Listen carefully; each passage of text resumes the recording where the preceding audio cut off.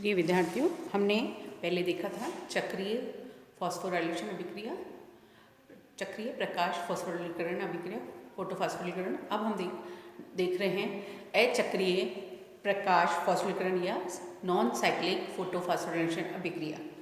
उच्च पाठकों में अचक्रीय प्रकाश फॉस्फोरिलीकरण प्रक्रिया में उत्तेजित क्लोरोफिल अणु से निष्कासित इलेक्ट्रॉन कभी भी पुनः उसी क्लोरोफिल अणु को प्राप्त नहीं होता है, अपितु इलेक्ट्रॉन निष्कासन के पश्चात ऑक्सीकृत क्लोरोफिल जल विघटन से प्राप्त इलेक्ट्रॉन ऑक्सीकृत क्लोरोफिल को अपचयित करते हैं। इस प्रक्रिया में दोनों प्रकाश तंत्र फोटोसिस्टम फर्स्ट व फोटोसिस्टम सेकंड काम में आते हैं। अचक्रीय फॉस्फोरिलीकरण चक्रीय फॉस्फोरिलीकरण की तुलना में जटिल प्रक्रिया है, जिसमें फोटोसिस्टम फर्स्ट तथा फोटोसिस्टम सेकंड दोनों प्रकाश का अवशोषण कर इलेक्ट्रॉन वाहकों plastoquinone, cytochrome B6, cytochrome F तथा प्लास्टोसाइनिन से होता है। फोटोसिस्टम फर्स्ट के P700 तक पहुंचता है। प्रत्येक चरण पर ऊर्जा विमुक्त होती है तथा साइटोक्रोम F के मध्य ATP संश्लेषण हेतु आवश्यक ऊर्जा उपलब्ध होती है। फोटोसिस्टम फर्स्ट पहले ही फोटोन ग्रहण कर इलेक्ट्रॉन निष्कासन द्वारा ऑक्सीकृत हो चुका होता है तथा इस तंत्र से इलेक्ट्रॉन प्राप्त कर पुनः एक इलेक्ट्रॉन का निष्कासन करता है। फोटोसिस्टम फर्स्ट द्वारा निष्कासित इलेक्ट्रॉन फेरोडक्शन द्वारा ग्रहण कर लिया जाता है। अपचयित फेरोडक्शन से यह इलेक्ट्रॉन अन्य इलेक्ट्रॉन ग्राही NADP निकोटिनिमाइड एडेनिन डाइफॉस्फेट द्वारा ग्रहण कर लिया जाता है तथा जल से उत्पन्न हाइड्रोजन आयन के सहयोग से ये NADPH2 का निर्माण होता है।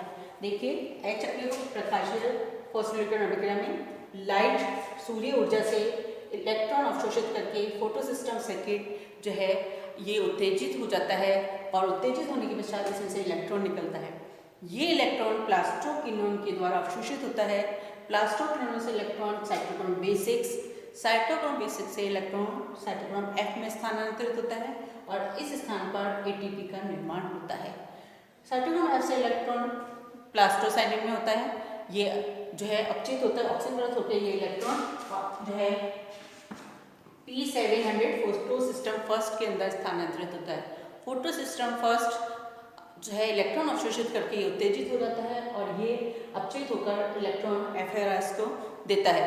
इसके द्वारा ये अपचयित होकर आगे इलेक्ट्रॉन स्थानांतरण फेरोडक्सिन में करता है। फेरोडक्सिन जो है ये अपचयित होता है और अपचयित होने के पश्चात इसको वो इलेक्ट्रॉन जो है जल के अपघटन से प्राप्त होता है। इसको जो है इलेक्ट्रॉन अन्य इलेक्ट्रॉन ग्राही NADP द्वारा ग्रहण कर लिया जाता है। तो यहाँ पर जल अपघटित होकर जो है फेरोडक्सिन जो है NADP को हाइड्रोजन देकर NADPH2 का निर्माण करता है और जल के अपघटन से जो इलेक्ट्रॉन है वो फोटोसिस्टम सेकंड को मिलता है। इसमें फोटोसिस्टम सेकंड से जो इलेक्ट्रॉन निकला है वह विभिन्न अवयव विभिन्न जो है पदार्थों में से होता हुआ विभिन्न उसमें जो है cytochrome B6, cytochrome F, ferredoxin, plastoquinone, plastocyanin से होता हुआ वह इलेक्ट्रॉन पुनः वापस फोटोसिस्टम सेकंड को नहीं मिलता है। इसलिए इसे अचक्रीय प्रकाश फॉस्फोरिलीकरण अभिक्रिया हम कहते हैं। इसके अंतर्गत इस प्रकार इस तंत्र में जल अणु इलेक्ट्रॉन के स्रोत के रूप में प्रयुक्त होते हैं। प्रत्येक दो जल अणु के ऑक्सीकरण से 2 ATP का निर्माण तथा 2 NADP का अपचयन तथा 1 ऑक्सीजन अणु का विमोचन होता है।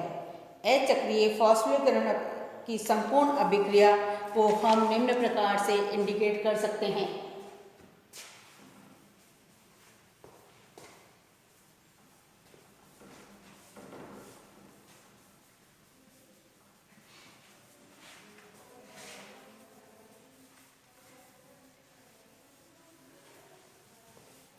इस अभिक्रिया को हम इस तरह से इंडिकेट कर सकते हैं। 2 ADP, 2 इनऑर्गेनिक फॉस्फेट के अणु 2 NADP प्लस जल के अणु के विघटन के द्वारा 2 ATP प्लस 2 NADPH2 और ऑक्सीजन गैस इसके द्वारा विमुक्त होती है। इस तरह से जो है एक H चक्रीय फॉस्फोराइल अभिक्रिया में 2 ATP और 2 NADPH2 का निर्माण होता है। उच्च श्रेणी पाथों में चक्रीय तथा अचक्रीय दोनों प्रकार के प्रकाश फॉस्फोरिलीकरण की क्रिया होती है।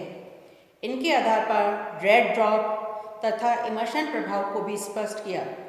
पादप को केवल 680 नैनोमीटर से अधिक तरंगदैर्ध्य प्रकाश देने पर केवल फोटो सिस्टम फर्स्ट सक्रिय होता है तथा इस स्थिति में केवल चक्रीय फॉस्फोरिलीकरण होता है।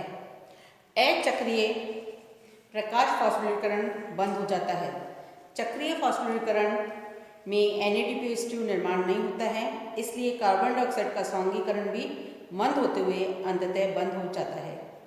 जब पादप को 680 नैनोमीटर से अधिक तरंगदैर्ध्य के प्रकाश के साथ साथ कम तरंगदैर्ध्य का प्रकाश भी दिया जाता है तो अचक्रीय प्रकाश फॉस्फोरिलीकरण पुनः स्थापित हो जाता है, जिसमें NADPH2 का उत्पादन प्रारंभ हो जाता है तथा कार्बन डाइऑक्साइड के सांघीकरण में चक्रीय फॉस्फोरिलीकरण से निर्मित ATP अणु का दक्षता से प्रयोग होने लगता है, जो इमर्शन वर्धन प्रभाव को स्पष्ट करता है। अब हम देखेंगे चक्रीय और अचक्रीय फॉस्फोरिलीकरण अभिक्रिया में क्या अंतर है।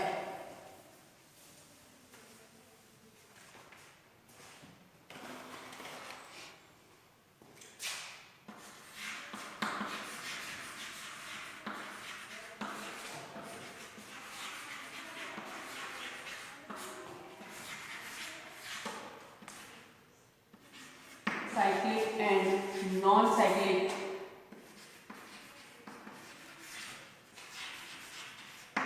photophosphorylation.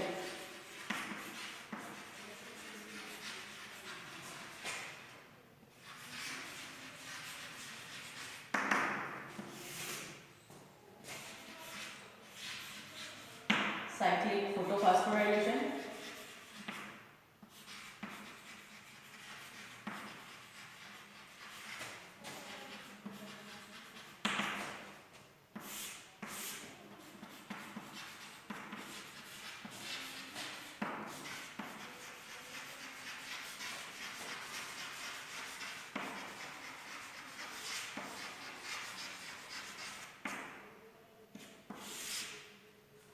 तो अपन इनमें दोनों में अंतर देखेंगे। पहला अंतर है चक्रीय प्रकाश फॉस्फोरिलेशन के अंतर्गत इसके अंदर जो साइक्लिक है फोटोफॉस्फोरिलेशन, इसके अंदर केवल फोटो सिस्टम फर्स्ट ही कार्यशील होता है, जिसका ट्रैप सेंटर T700 होता है, जबकि नॉन साइक्लिक के अंदर photo system first and photo system second दोनों ही जो है काम में आते हैं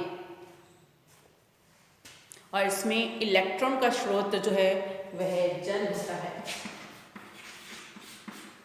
तो फोटो जो है चक्रीय फॉस्फोरिलेशन अभिक्रिया, इसमें केवल फोटो सिस्टम फर्स्ट कार्यशील होता है, जबकि अचक्रीय में दोनों प्रकाश तंत्र फोटो सिस्टम फर्स्ट और फोटो सिस्टम सेकंड काम में आते हैं।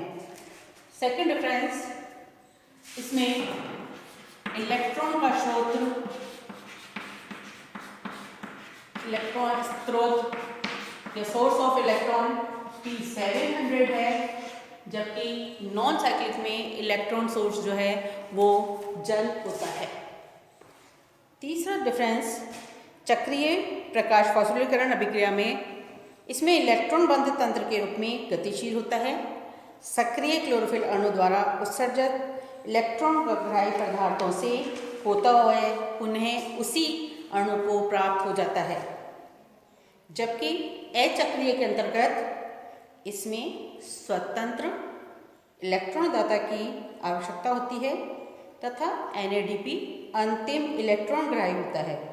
क्लोरोफिल से उत्सर्जित इलेक्ट्रॉन पुनः उसे वापस प्राप्त नहीं होता है, जो कि हम साइक्लिक रिएक्शंस के अंदर दोनों में देख चुके हैं कि साइक्लिक और नॉन साइक्लिक में कैसे साइक्लिक के अंदर electron trap centre P700 photo system first से निकलता है, वापस इलेक्ट्रॉन उसी में जाता है, जबकि नॉन साइक्लिक के अंदर फोटो सिस्टम सेकंड के द्वारा अवशोषित होता है और वह इलेक्ट्रॉन विभिन्न प्रोडक्ट्स में से होता हुआ फोटो सिस्टम फर्स्ट में जाता है। फोटो सिस्टम फर्स्ट से इलेक्ट्रॉन वापस पुनः जो है फोटो सिस्टम सेकेंड में नहीं जाता है। चौथा डिफरेंस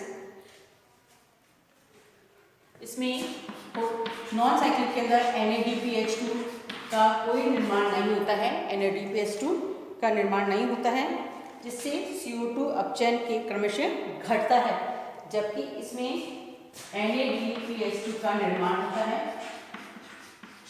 तथा CO2 का अपचयन जारी रहता है। नॉन साइक्लिक में NADPH2 बनता है तथा इसमें CO2 का अपचयन जारी रहता है। इसी तरह नेक्स्ट डिफरेंस, साइक्लिक फोटोफॉस्फोराइलेशन अभिक्रिया में केवल 2 ATP का निर्माण होता है, जबकि नॉन साइक्लिक अभिक्रिया में 2 ATP,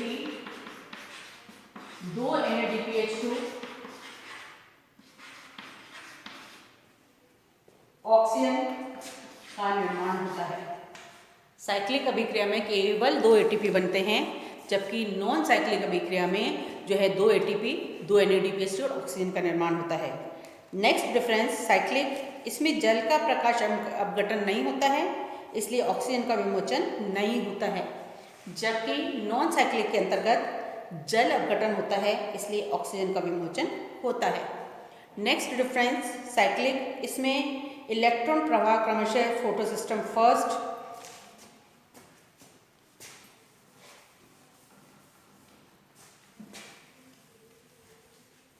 इसमें इलेक्ट्रॉन प्रवाह जो है फोटो सिस्टम फर्स्ट, फेरेडॉक्सिन से साइटोक्रोम B6, साइटोक्रोम B6 से साइटोक्रोम F, साइटोक्रोम F से प्लास्टोसाइनिन से वापस से फोटो सिस्टम फर्स्ट में आता है, जबकि नॉन साइक्लिक के अंतर्गत इलेक्ट्रॉन का प्रवाह फोटो सिस्टम सेकेंड से प्लास्टोक्विनोन से साइटोक्रोम B6, साइटोक्रोम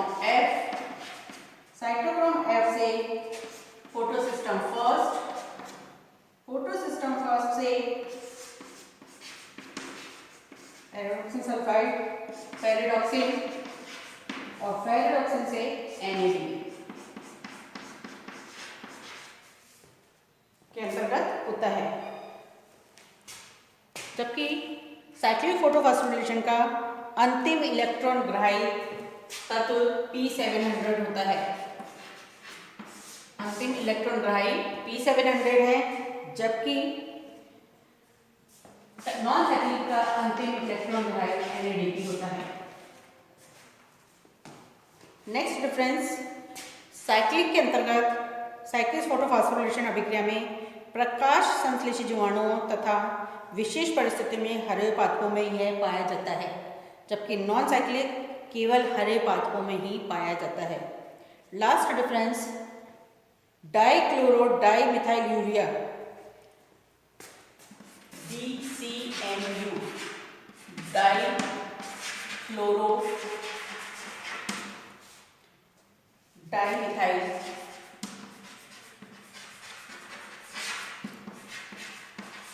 यूरिया की उपस्थिति में इस पर साइक्लिक फोटोफॉस्फोरिलेशन का कोई इफेक्ट नहीं पड़ता है, जबकि नॉन साइक्लिक में डाइमिथाइल यूरिया की उपस्थिति में यह प्रक्रिया बंद हो जाती है।